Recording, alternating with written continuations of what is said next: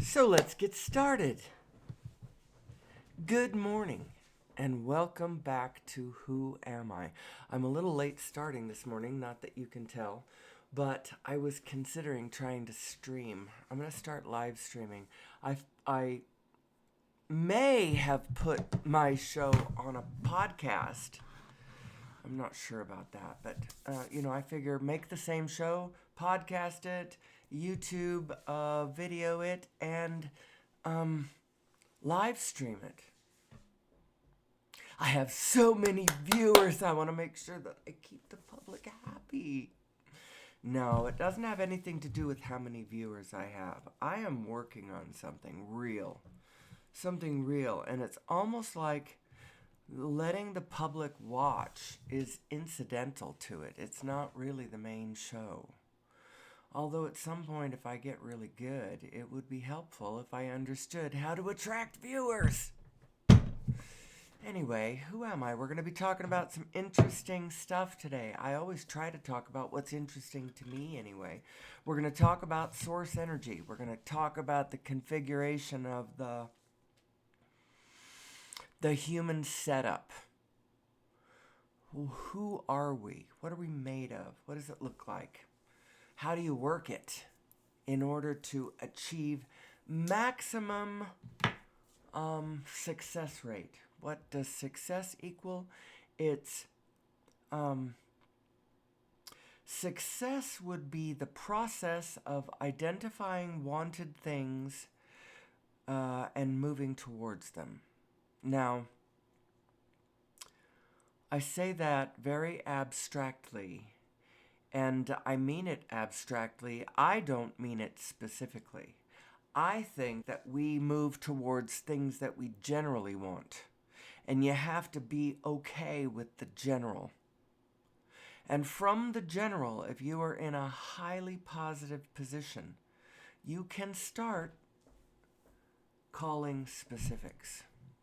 But that's very advanced work. And the stuff that Abraham does, the really, really specific matching of specific preferences that she has in specific brands or specific labels, things that have meant something to her, and then she meets them in a particularly poignant way. I like what that illustrates. But for most people, you should focus on being... Actually, I shouldn't tell anybody what they should do. You should be focused on the general. Well, I think generally more people should be focused on the general. I think they jump into way too specific, way too quick, when they don't have the right spirit about them. The spirit that you are in is the most important factor you've got going, period. And your ability to hold on to your emotional stability is the most important, what's the word? It's the most important talent, the most important skill that you can have. Your own emotional stability is the biggest factor in whether or not things that you like are going to come to you, or whether crappy things are going to come to you. So if you are an emotional, wild roller coaster, understand that there is going to be a corresponding wild,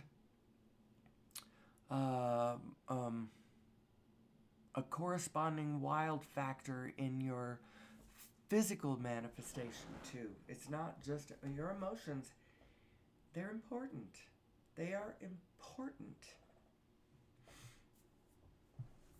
What they are is a reed between your larger self. You have a self that is bigger than just your human body. It encompasses more than just you. It's like you are a specific you on the screen, and then there's the you that's the whole screen. And we'll say you're watching TV and you're watching a person, and they're individual, but they're also part of the whole presentation. They're part of the whole field, part of the whole broadcast, part of the whole. They're not just themselves walking around in the. They are. Well, you're that way too, and I'm that way too. It means that you really do have to consider the needs in general. Just consider them in general, the needs and wants of the field around you. And you don't need to do it just to please them, you need to do it to please you. Because you are more than just yourself. You are the whole field. Now, I know that 20, 30 years ago, this discussion would have been very avant-garde. I don't know whether it's avant-garde still or whether it's...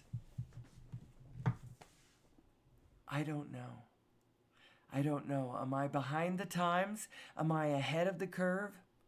I don't know. But I think what I'm going to start doing, I'll talk to my daughter today, I think. I want a lesson. I need her to help me go live.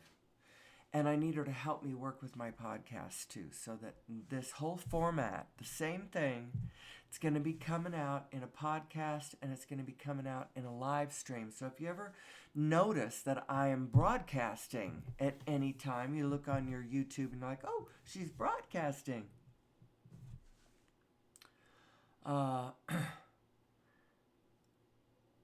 Jump over there and listen. See what I sound like live. I don't know. It's like being a radio personality. I'm not just a content creator. I can sit here in front of this mic and just talk and talk and talk and talk and talk to you like you're an old friend. I'm talking to myself, but I'm not talking to myself. I know there's a whole world out there that I am talking to, and I am talking to the world. And even if the world is not listening to me directly, the field is hearing me. And actually, I'm also creating this content, and, 20 years, it's still going to be here, perhaps. It's going to be out there as a vibration in any case. Whether it still exists as a YouTube channel on the internet, we'll see. So who am I? And why do I think this is an important discussion? Because it is my personal thesis, my personal view, that the problems that we... And it may be a duh. It may be my personal view, but people are like, well, yeah. But you're still left with what the F to do about that. And that is true. But when you clearly understand exactly what the problem is, then you will more clearly understand exactly how to fix it.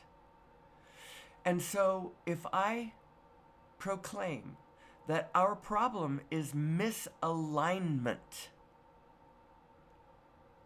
misunderstanding the meaning of what we are looking at in totality, all of that, misalignment with ourselves and our actual design, misunderstanding of our design, misalignment with our design, not being in sync with the vibrational frequency of the higher self that you really are. You really are it. It's not just something they tell you in church to try to make you behave. You really are this larger self, this vibrational self. And that's why the world affects you the way it affects you, because you're deeply connected to it. But you are happy. The real you, the whole you, the largest frame, knows that all is well, that you are okay. Now, you are many other frames too, and some of those frames are less okay. But if you would align yourself with the self that is okay, all of yourselves would be more okay. So what does Abraham tell us about the nature of our vibrational guidance system? So I have a slide. Let's see, what are my slides? Emotional guidance scale. Here's the rudimentary version of the emotional guidance scale, with the highest vibrational feelings at the top and the lowest at the bottom. And actually, what you actually are, I haven't been doing my regular thing. My regular thing is no longer my regular thing. I used to show this slide a lot, and then I'd stop here and just blah, blah, blah, blah, blah. I'm not going to do that anymore. But anyway, this one right here is your two selves. You have two spinning vibrational discs, points of attraction, two spinning vortices of it's who you are. It's who you are. And one is a really big one, sweeping up, encompassing everything. It's your source self, the one that is actually connected to actual reality. All things, where the molecules actually are, where physicality actually is. That thing that we're told in philosophy, especially certain philosophies, that is all an illusion. It's not an illusion. But you may be misidentifying with it. You may be misidentifying who you are in it. Who am I? Who am I is a good dang question. And who you actually are, so you are layers. You're like an onion.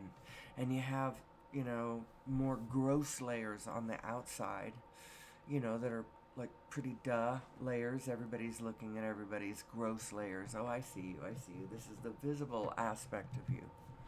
But you have all kinds of other layers of, feeling and structure and vibrational form and connection and continuum and intention. You have all kinds of layers. When you get all the way down to the most fundamental layer of who you are the formless, giving rise to the form. And who is the formless? The formless is actually can be denoted, is that the right word? It's close to the right word, by the quantum field, the field of Planck's, the vacuum oscillators, the quantum fluctuations, the quanta, the down to the Planck. The Planck is the iota, the basic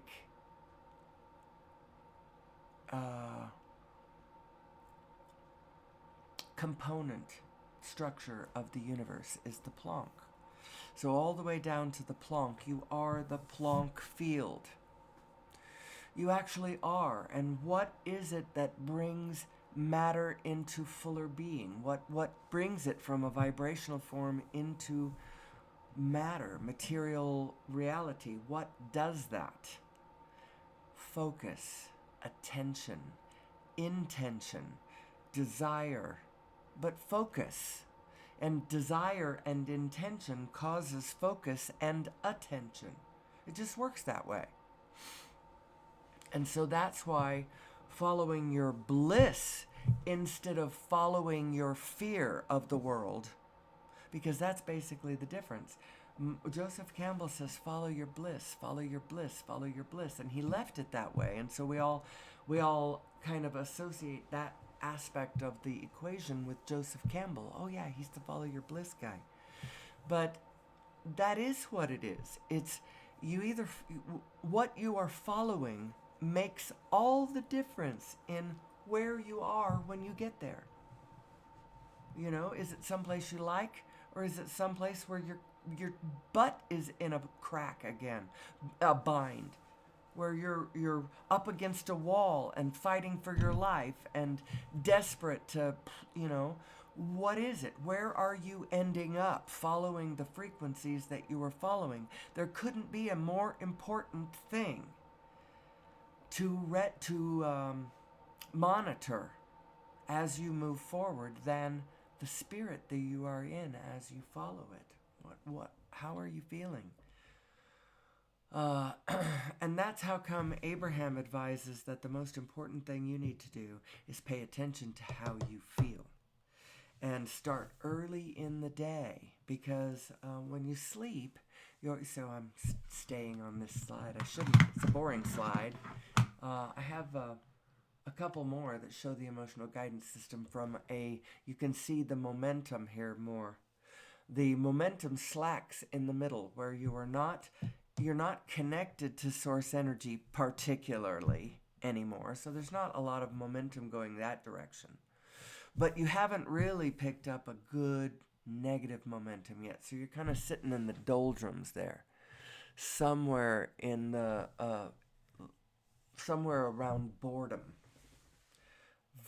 going into pessimism, you know, or boredom moving into contentment. That's the fulcrum. Do you feel it? It's right there. It's right there. And if you start getting more positive, you start picking up the frequency of your true self. And so you start feeling wonderful. But if you start going the other direction and that negative momentum starts going, then you start picking up some specific realities of the world from a poor direction on your part. And things will start blooming and opening up in front of you, dark chasms of the world is a dark and scary place, people. It really is. And the potential out there for darkness is extremely high. There's all kinds of there's two truths here, and they're both equally true, and they seem oxymoronic. They seem like two things that couldn't go together, but they are. On the one hand, the world is extremely dangerous and highly dramatic and wildly, wildly threatening, dangerous, dramatic. It's all that. The world really is. It is. The capacity for your neighbors to go off the rails, murder one another in vicious and horrible ways, I cannot overstate that. On the other hand, and this is one I got from Abraham, it's a frequency I picked up from her, and I have considered it long and hard. And it is this. I'm going to turn it to a different, where do I want to go? Let's go. This is where I spent yesterday. I will go back to wherever I was. Actually, Snowy Forest, I think is the name of the one. Snowy Cliffs, I did that the other day. Snowy Wilderness is good. What's this one? Oh, yeah, that one's fun.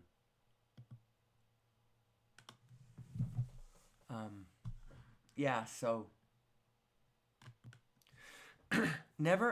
so what Abraham gave me, I realized I trailed off and I didn't finish that.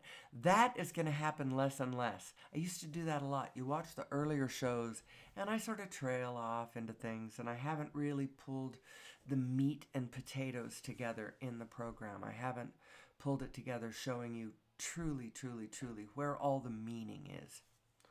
But what Abraham gave me, and I have considered it, and I have decided to accept it. I have decided that it really is true in a sense, in a way. There is a place very profound and meaningful where there really is nothing serious going on here.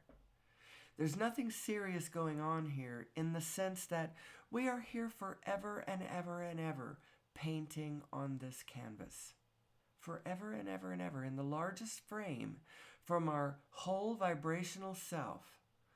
There is nothing serious going on here. However, from a very specific, standpoint, there's a lot serious going on here. When my children are starving or floundering or failing, I cannot abide that. That's too. My children are beautiful. They are intelligent. And I feel like I failed them just a little bit. I just failed them a little bit. And I'm making up for it. The failed them that I did is I didn't understand something about who we are when they were little. And how they absorbed the meaning of what they think the world is. They did not pick up at all on, they didn't just naturally by osmosis pick up a whole lot of things that I believe, that I know, that I feel very strongly because of the life that I have led, because of the parents that I had, because of the way they raised me, because of the way the things that I have seen and, blah, blah, blah, and all of that. And I thought that some of that would just rub off, but it didn't.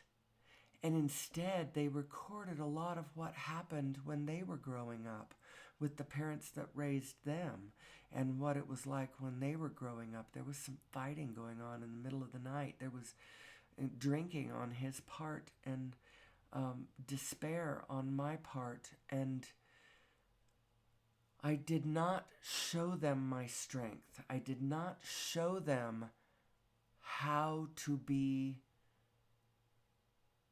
emotionally stable. Instead, I demonstrated my discombobulation at the time. And they are displaying it now. And they're wonderful. Actually, they're doing lovely, and nobody's ever been in jail. They aren't addicted to anything. They are they're doing very well. I know that they would like to do better. And actually, I do believe they are in the process of doing better. The corn is in the ground, if you will. But sometimes it's not always so clearly understood what the object of the exercise is. We think all the time that the object of the exercise is to start that business and to get, to figure out that job that's going to pay the rent. And at a certain time of your life, that actually is the project. And I did that myself. We did that ourselves for many, many years through my 30s and 40s. In my 40s, I had found a man that I could be housewife to. And I really did always want to be. What the funny thing is I always wanted to be a housewife without children. I didn't realize that's what I wanted. But the children that I have are now grown-up creatures, and I love them more than anything, and I'm really grateful that I had them, because otherwise I would have no tribe at all. I have a tendency to be so hermitized. I am more hermitized now that I can't see very well, because it's harder for me to look into people's eyes and register the sparkle or whatever as they recognize that I'm looking at them and they're looking at me and we're thinking about the same thing, and it's interesting, and now we're pulled into a conversation, and the next thing you know, you've related to somebody. I have a harder time doing that now. I don't know who's looking at me. A lot of times I don't know who I'm looking at. It's just, and so my whole life has changed. And my eyesight hasn't even changed that much. I still drive, but I don't drive very often anymore. I don't really like driving. But in full daylight, full sun, driving around on a road that I'm familiar with, without a lot of, lanes and speed and stuff, I can handle it. So there's still a couple of routes that I am comfortable driving. But never mind about me, really. You might wonder what motivates me. What motivates me is I want to have a clear relationship between me and... Oh, isn't this interesting? This is why not to have children. Not because children are not lovely, but because they split your sense of self and allness into a smaller... Oh, isn't that interesting? That is interesting. Now, don't get me wrong. I don't expect my children to ever listen to this. They don't. They don't listen to me. Well, they might listen to me in person, but they don't listen to my show. I think they are both subscribers, so that's lovely. But I don't think any of them are going to listen to me. Unless they call me up and ask me for advice, and they do that, and then they do listen to me. And if you were, now I gotta backtrack and explain about my relationship with my family. I actually have a loving, purely positive relationship with my family, but it's a little bit distant. I don't see my siblings very often, although I love them dearly. Every one of them, I really do. My father lives 2,000 miles away, or 1,500 miles away, or however far Spokane is. He lives a long ways away. And I have to send an email to all of my siblings to tell them that I spoke to him yesterday. Just mental note to self. Let's get back to our big discussion, though, about who am I and what is my overview soul. And what is my vibrational countenance? And why is my state, my emotional state, the most important factor that I have to determine my success? Why is my emotional stability the most important factor? Because it is only through a state of emotional stability that your physical brain can get a handle on the reality of your situation and can impulse you. Um, that's one way of putting it. That's probably not the best way I've ever put that, because it is. Well, the most important thing is to follow the impulses, the clear impulses coming from your inner being. But your inner being, it's not just your inner being, it's a mix of your inner being and you, which are both you, by the way. Your inner being is you. But your inner being is the you that is connected to the whole everything else. And so, from a practical standpoint, and I watched somebody the other day do a live presentation, although it had lots of canned stuff and music and video and things, which my live stream is never going to have. Well, it doesn't have. I don't know if it's never going to have it, but his was talking about the win-win position, although he never said it that way. He never used those words, win-win position. It's kind of become one of the things of mine. Your best position to win in this world is when you pull more than just yourself into the equation that you're figuring. So if you're, for instance, you have an idea for a job, for a business, and this business includes a model that has every single one of your employees making a good success of themselves. You're going to pay them $40 an hour to do whatever it is that they're going to do. And you have a model that will support this. You have a model that has people paying the amount of money to do this thing that will cause every one of your employees to be highly successful. Well, you're going to get a lot of enthusiasm from people who want to come and work for you. And everybody's going to be, trying to work as best as they can to make this common project succeed. That's one of the secrets of making it in the world, making it in the business world, in the entrepreneurial world. If your business model doesn't just make you $1 jillion, but actually provides stability and meaning and value and worth and a good living for other people, all of those other people are going to be cooperative components to your venture. Enthusiastic cooperative components, adding their heart and their spirit and their good ideas and their whatever to your venture. And that's gold. So anyway, there was a guy online doing a live stream talking about that idea in general. And I got real excited about it because I'm like, yeah. That's it. We are all in this together. And all of your equations and all of your, just do it in your head. And it will eventually start spilling out into your life. You being kinder to other people. You helping people along the way. We're bullied into helping people all the time in ways that we don't feel.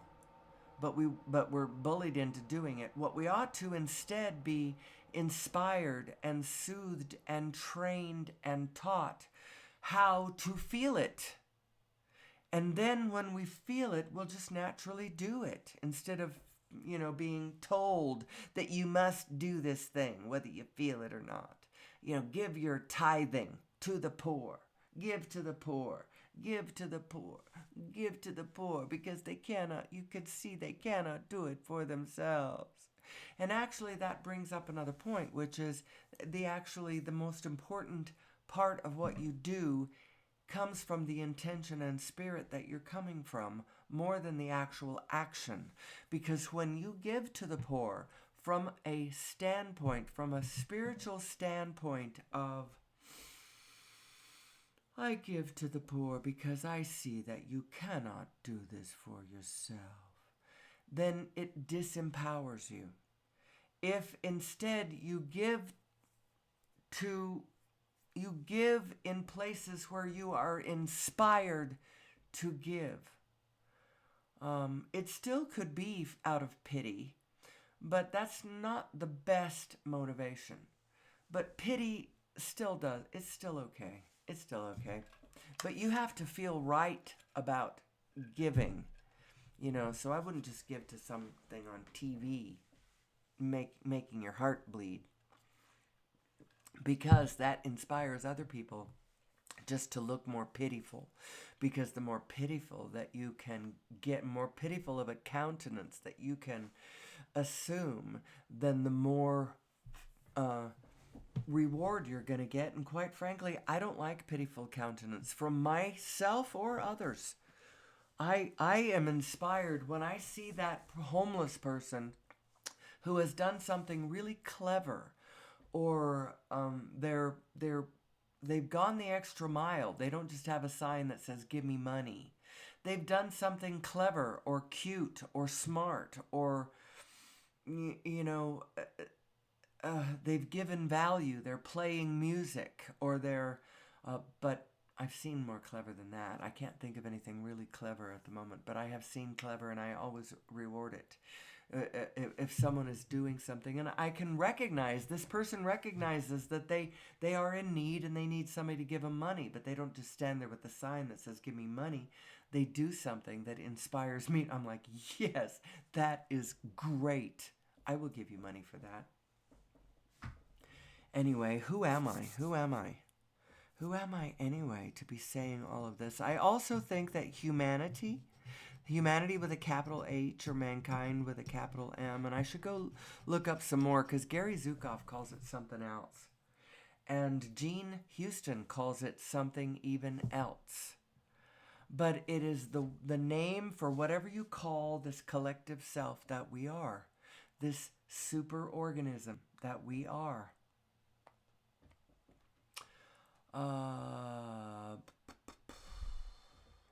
What was I saying about this superorganism? Who are we as this superorganism? Oh, there's this, I think that we've been kind of screwed over, but we've also kind of screwed over ourselves. We have been screwed over by the fossil fuel industry, by those who would keep us enslaved to forms of energy that we no longer need. Our understanding is capable of going past that now. It is. And our transportation systems should be changing soon too, because gravity is something that our understanding of gravity is going to make the way we have been traveling around the world obsolete. And in not that long of a time, I mean, it's not going to be obsolete in one way, because that's where all the momentum of all of our technology is. And so in a way, it's not obsolete, but it is obsolete because the technology of something better is coming into view and coming into our understanding. We don't need to be plugged into fossil fuels anymore, but we still are. And there's a couple of reasons for that. There's forces in play that are keeping us in the thrall of fossil fuels. And one of them is the greed, or the fear, the desire of those people who have the pieces of paper and the agreements between us that says that they're the ones who are controlling the monetary production of fossil fuel value. So the Exxons and the BPs and all of those people, they are keeping us from it. But it's not just that. Our government's keeping us from it. Our patent office, it's not just the patent office. I mean, that when a dangerous device comes through the patent office and they think of certain things as dangerous. Over unity, they believe, is dangerous. As long as you have this long stream and chain of activity that you have to do in order to get any energy, then it's pretty sure that the masses are not going to get a hold of too much energy, and we can all keep control of economic activity. That's part of what's going on. It is true that over unity devices are possible and being kept from us. Both of those things are true. And we need to, what's going to break that is human beings need to understand what's possible. When we understand that over unity is possible, then no longer will we be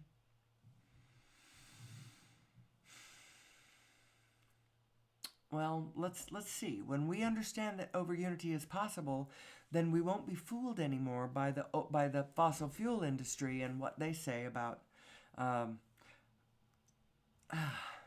It's going to free all of human society, but you've got to trust human society. There is a point that you have to trust human beings. And you can trust human beings. You just have to understand who human beings are and how they are configured and how to get through to them. You have to come in through the light side. You can't come in through the dark side. You have to come in through the side of hope and love and truth and knowing and allness and wholeness and optimism, and you have to come in on the side of God. You could say you can't come in on the side of the devil and trust the world. You can't talk about what is fearful and frightening and what cannot be. Well, you can. Let's talk about how far you can trust a human being and how far you can't trust a human being. Human beings will take it all the way to Holocaust when they are working with a philosophy or a paradigm structure in their physical brain that is not the actual truth, the actual loving, connected truth of the situation. It's their otherizing, their believing that it is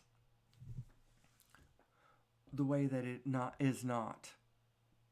That's what the danger was. They got it all locked in a way that the paradigm was not.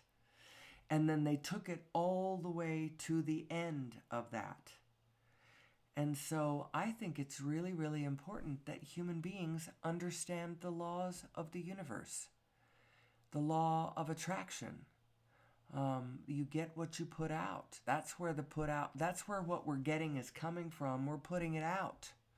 And so you got to understand, and you have to understand momentum too. And when you put it out, it starts getting bigger and bigger and gaining momentum and connecting with others who resonate the same way. And the next thing you know, you got a pretty good chaotic storm of bullshit going on. Everything from the anonymous stuff. Well, go watch that show on Netflix. It's called The Antisocial Network. Really interesting.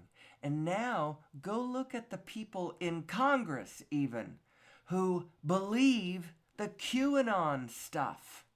And when you realize, when you trace that, where that came from, whose ideas, how they morphed, how they connected to this angry energy out there, and now you got people elected to Congress who believe in this crap. And then you go, wow, this is so interesting. Look how interesting this world is. Who am I? Who am I? How does this work? What can you believe? You can believe ultimately in light and love and hope and positive emotions. You can believe in them. But what you have to understand is the responsibility that every one of us has to contain our darker nature. Because we do have a darker nature, we have a shadow nature, we have a really bad, wicked, evil shadow nature. But what is it? What is causing it? How does it work if the baseline fundamental truth of the whole thing is that in truth there is only love. Love is the only thing that is real. A Course in Miracles tells us that. And after you spend a year dissecting your system of judgment, your judgment system, your evaluation system, your camera, your view onto the world, how you are looking at the world and evaluating it. And you spend a year every day doing just this little, few minute exercise to get yourself to rethink the world. By the end of that year, you're like, you know what? I bring all of this judgment to the world myself. And when I see something that I don't like, and then I go off on it, that the most meaningful thing that's happening is a negative response that's coming from me, a negative signal that's coming from me. I have unleashed a demon onto the world. When I live my negative self, then I bring that negative thing into the world. Now you might say it's not my fault, it's just who I am, but it isn't who you are, it's who you have allowed, it's what you have allowed. What do I want to say about this? Because on the one hand, your negative self is not you. It's not you. Your true self is love, liquid love, absolute positive vibrational energy. That's who you really are. That's your vibrational inner being, you self, that knows intimately who you are, what you want. It actually doesn't just know what you want, it is what you want. It is the very force that pulls you in the direction of what you want. So it is you. That love thing, that's you. Now, what's that other thing that happens? What is it?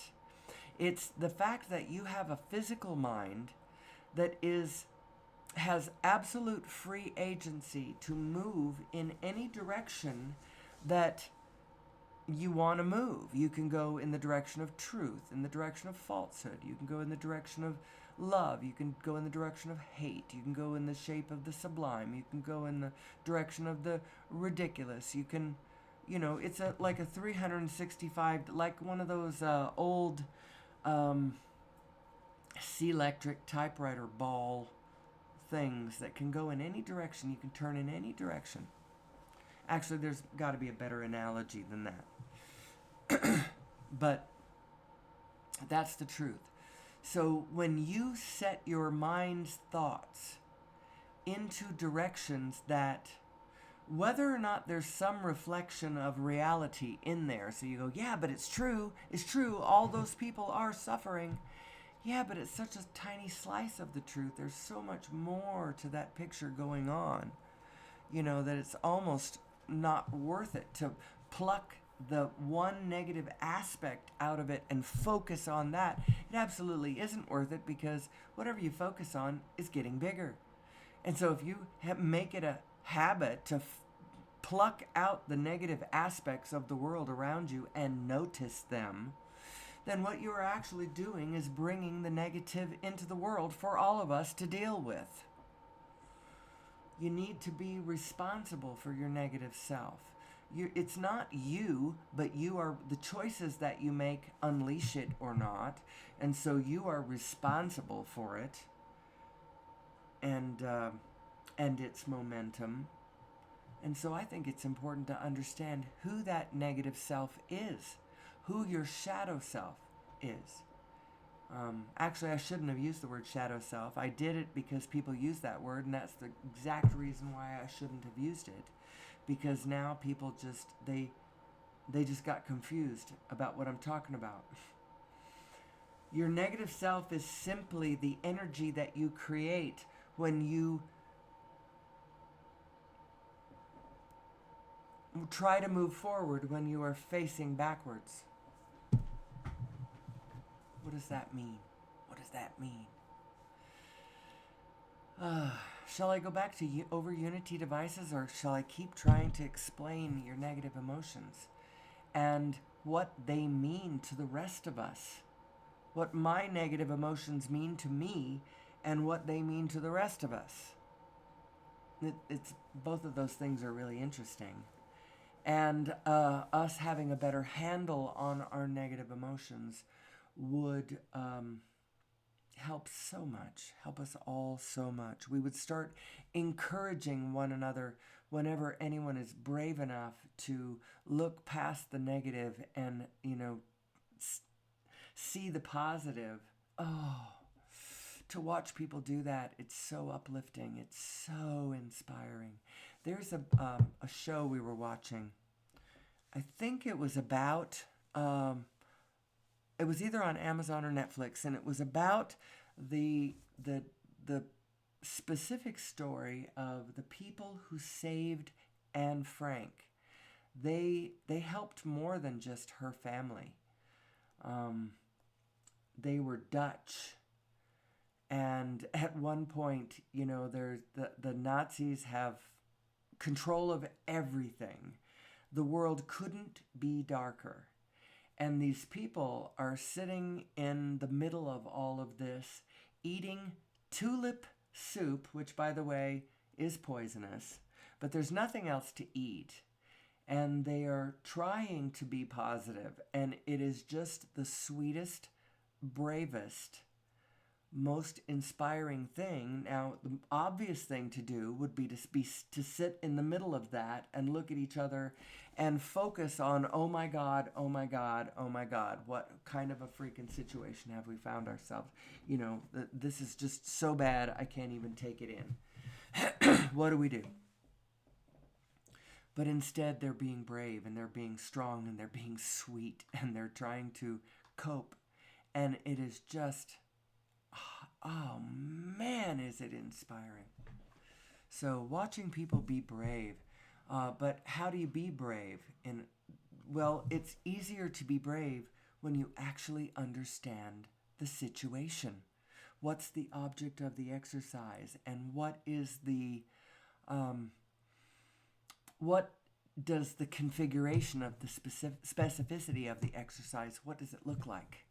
It looks like trying to keep your emotional stability no matter what the condition is around you. No matter what the condition. No matter what the condition. And actually, the more you hold your positive together, the more of a positive effect you do have on the conditions around you. But sometimes the momentum of others brings the situation around you into a negative thing that wasn't necessarily your doing. Not alone. I mean, these people did not bring on World War II. They were not responsible for Hitler and his twisted philosophies about nature and life. I think the whole thing that caused World War II, which I actually call part 2 of the World War, because Hitler wasn't done with World War I. Hitler was still fighting World War I when he organized World War II. It was actually, in his mind, it was still World War I. There wasn't, it was like, nope. Germany did not lose this war. And people just don't understand who's to blame here. These people are to blame if we if we just subtract all of them from the picture, then we can move in and be, we can create this beautiful German utopia after we have purged it of all of this, the people who were there, this genocide of the people who were there.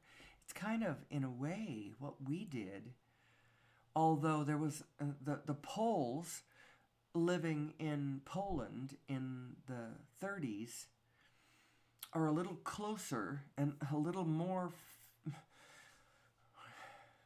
But when Americans did their little manifest destiny move to the west and clearing out the Indians as they went and herding them up and putting them into little reservations or whatever, you go live over there, it was kind of like a sanitized, it was the same kind of Lebensraum sort of move. We get America from coast to coast. And if somebody's already there, well, we'll just move them out. Now, it wasn't exactly the same. Hitler's was way harsher, way more raw, way more bald, but it's kind of the same thing. Manifest destiny and this quest for Lebensraum.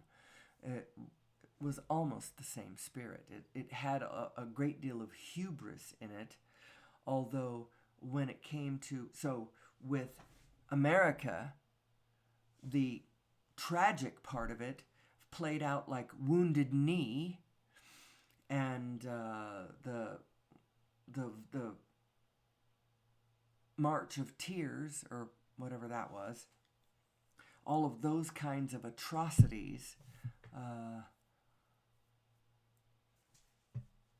And in the case of World War II, it played out as a Holocaust.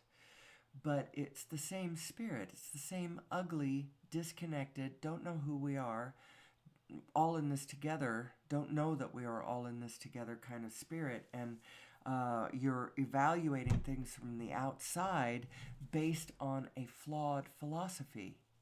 A philosophy of survival of the fittest based on continuous competition, which is actually not the ideal form.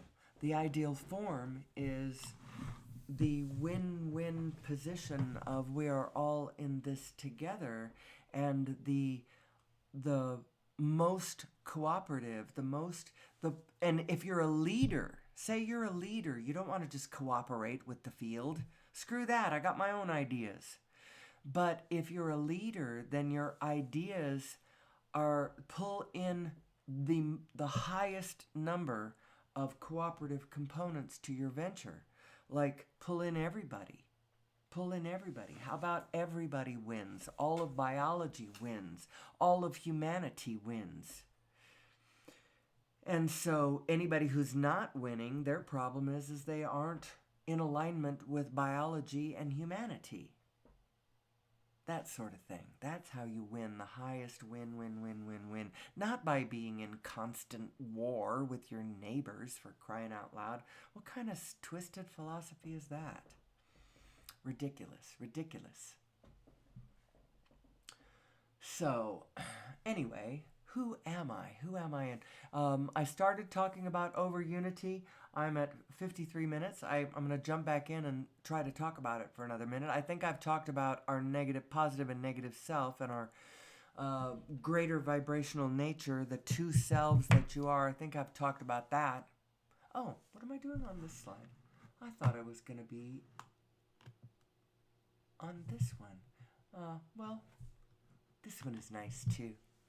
This one adds a little color into the same frosty kind of stillness. Anyway, and one more. That one is Icy Wilderness. Beautiful. I love these this time of year. As the world starts getting cold, I like to put these on. When during the summer, I tried to put these on and I just couldn't do it. It was like, no, that just doesn't feel right. Who am I? So, over unity devices, and why are these important? Well, I believe that the reason that they have been so an over unity device is one that puts out more energy than it takes us to run it. Now, there are a number of ways to do this. You can the most direct way to do it with the quantum field would be Casimir plates pumping in the vacuum. That would be one way. I don't know that anybody's actually figured that one out. They're working on that at ISF and Resonance Science, I believe. Nassim and his team of physicists are working on all kinds of things, from longevity projects, things that keep cells in coherence, in a state of coherence longer, which equals you get to stay, you know, longevity. Longevity to energy projects to gravity control to what other kinds of things would they be working on? There's all kinds of applications to understanding source energy. But there are other clever ways that some guy, he had his device locked into the magnetic resonant frequency of the earth. And you tune this device, and then once you get it tuned, then it's running along at a clip, just producing work, producing power, producing electricity, frequency, whatever, so that you could plug other technologies into it. Plug your phone charger in, plug your AC unit in, plug your lights, plug your stove, all that kind of stuff. Power to make your technology work. A technology of power to make your technology work. Really cool. Absolutely. This one was created and snatched up by our government and spirited away. I'm hoping that in good faith, these devices are in a vault somewhere, waiting for us to be less armed and dangerous, waiting for us to know who we are, so that we can be trusted with unlimited, clean, free energy. All of us can be trusted with unlimited, clean, free energy and gravity control and transportation that zips around the planet without borders and without fences and without restrictions. But can you imagine if we still believe in an us versus them paradigm, and we think that we have to be dominant over the Chinese, or the Chinese think they have to be dominant over us, or the Russians think they have to be dominant over us, and the North Koreans think they have to be whatever from everybody, and dun da dun da dun da dun da da. How can you trust any of these people with unlimited power and gravity control? How can you trust these people? They are all bound up in an us versus them paradigm. And there is no us versus them paradigm. There really isn't. Now, I know that if I would just land my plane, land back down on planet Earth, I would see there very clearly is an us versus them. All over the place, there's this us and that them and that us and that them, and but truly, ultimately, when it comes right down to it, there is no us and them. And when you as an individual are trying to understand yourself down to the fundamental nature of who you really are, you have to get to a place where you recognize there is no us and them. You have to do that. And so it's helpful to realize that on every level there is no us and them, except for that one that there is, but that one doesn't matter. That one that's a superficial layer, a partial, as opposed to a whole, an integrated whole in the largest frame, the frame where we all succeed. And we do need to all succeed, because I'll tell you what, not only was that last movement into World War II, or the World War Part 2, not only did it kill, I don't know, 60 million people worldwide from every direction. It was a lot of people. And if I got that wrong, once you've gone past 10 million people, and I know it was at least 20 million Russians alone. So it was a lot of people died. But that wasn't the only thing. There was a tremendous amount of environmental degradation and destruction that happened during the course of that war, some of which is still out there plaguing there are certain South Pacific islands that still have unexploded ordnance that that have poisonous things that are still messing with them. We don't want to do world wars. And I actually don't believe that we ever will again. There are too many of us. There are too many of us in order to ever be able to get a preponderance of people to agree that the answer to our problems is for anybody to obliterate somebody else. It's just. Now, I know in small ways people still think that, but in a global way, I don't think it will ever happen again. That is not the answer. That is not who we are.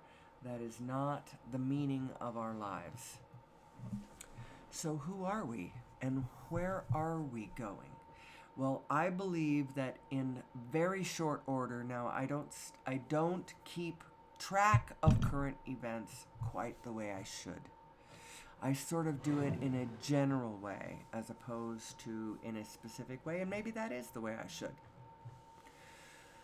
But our understanding of these things, unified physics and the law of attraction and who we really are, putting together our history and the meaning of our psychology and our history, putting it all together and becoming an integrated whole.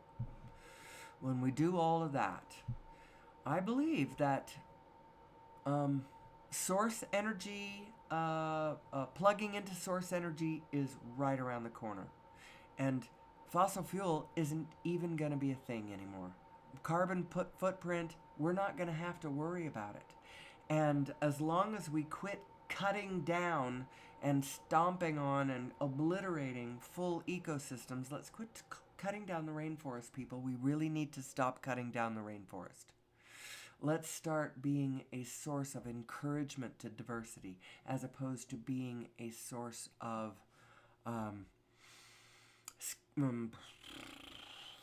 scarcity. I don't know. The way we subtract diversity.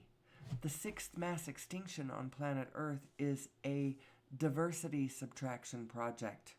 We are eliminating all the diversity on the planet. We're all of the specific species are disappearing. And that was probably not the right sentence. The specific species. Sixth mass extinction, global warming, world poverty, incessant wars, my own children having a hard time capitalizing because money is scarce, because energy is scarce. And energy is what everybody is trading for. They're trading all their stuff for energy. And we need to get to a place where we don't have to trade anything for energy. Energy is free and clean and everywhere, and everyone has access to it. But you know what? That world is not going to happen until we know who we are. Because the Secret Service is never going to trust us with the energy. Because what's going to happen as soon as we have clean, free energy, everybody is going to be able to go off into the wilderness and camp on the side of that lake and create abundance wherever they are. Bring their technologies, but they don't need to bring energy, and they don't need to plug into anything. So they don't need a power plant. They don't need power lines in their house. They're going to need different kinds of ways to control the energy. The energy is everywhere, so you're going to be able to plug in everywhere, but the transformers and stuff will have to do with stepping the energy up and down from the scales, perhaps, but you can do it from wherever you are, and you don't have to trace in with power lines to places. People are going to be able to live everywhere. And then now you're going to take your tribe out into the everywhere, and depending on what kind of nonsense you believe about the nature of reality, you might have a pretty good cult weird thing going on. That's what's going to happen. People are going to go off and they're going to come up with, there's going to be all these kingdoms and all these cults and all these little emperors and some of them are going to be crazy, and they're going to arm to the teeth. They're going to stockpile machine guns and grenades and rocket launchers and all that kind of stuff because they got some weird apocalyptical version of who am I. We need to collectively kind of get together in a general way and agree on this, who generally we are. In our general knowing of our connected nature, we are all in this together. Don't go out and be a little warlord. That's what we're going to have. We're going to have warlords everywhere, all plugged into source energy without any understanding of what source energy even is. It'll just be, oh, my device plugs in this way, and now I can aim it at you, and it will never run out of energy? Ooh. No wonder they pull these things away from us and claim national security. It really is true. We can't be trusted with the information, with the technology yet, because we don't know who we are. And that's why I'm doing this show, because I want to see us more quickly get to the place where we really can be trusted with this information. We can be trusted with this technology. Over Unity devices, plug it in anywhere. Gravity control. Our vehicles come up off the surface of the planet. And now we can zip around anywhere. But now your fences aren't going to keep me out. And what are your restraining orders going to do for me in my crazy, desire for you, my ex, that I am obsessed with and can't get off of because I don't understand who I am, and I don't understand my obsessive nature because I don't understand momentum, I don't understand positive and negative, I don't understand any of this, and so I'm crazy, and now there are no fences that will keep me out, no laws how do you enforce a restraining order when there's clean, free energy and our transportation takes us up off the surface of the ground and we zip around anywhere? How do you do that? Well, you don't. You don't. So everybody's got to understand how they are attracting the crap that they don't like. And the way they are doing it is by truly your emotions mean more than, if you think that lolling around racked in spasms of negative emotion has no effect on the outcome of your life. It's separate. If I could just get back into sync with that, then I'd be all right.